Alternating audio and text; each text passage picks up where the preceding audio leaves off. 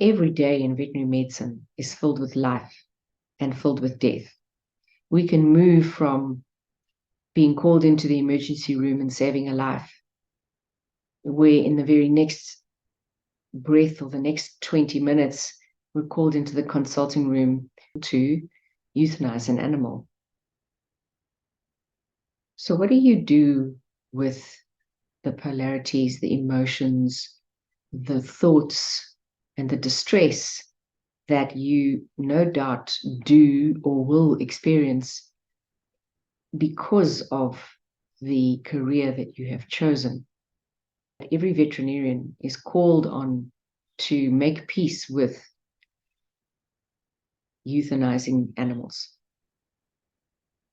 And that journey or that process is very personal.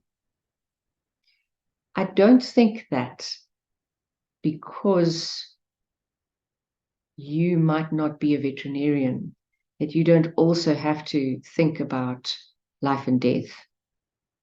We are called on to get to a point where we are at peace about death. And I'm using that term deliberately because our society actually shies away. I think we are death phobic.